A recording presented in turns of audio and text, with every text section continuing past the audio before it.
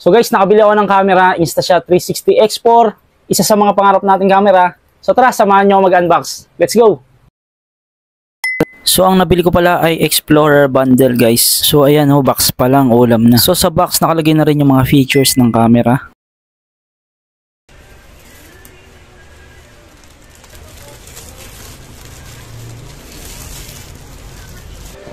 So dito pa lang na-excite na talaga ako. Mas mag-i-improve na yung mga videos natin. So ito pala yung laman ng box. Invisible stick, SD card na 256. So dyan nakalagay yung mga manual. Di naman natin binabasa yan. May bag na maliit. Lagayan siguro to ng camera. May protective case din parang sa cellphone.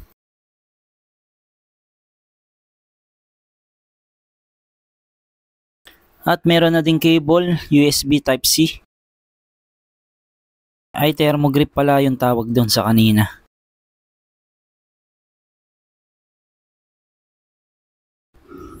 Ano yan? Pamunas.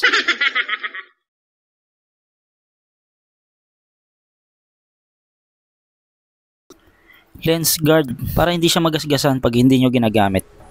Ano yan? Contact lens? Panglagay sa mismong lens para hindi siya magasgasan. At eto na yung mismong Insta360 X4. In fairness, medyo mabigat siya.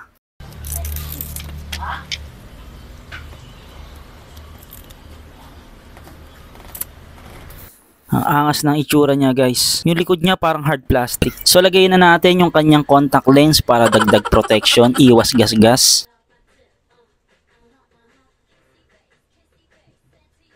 Pati yung thermogrip, lagay na natin.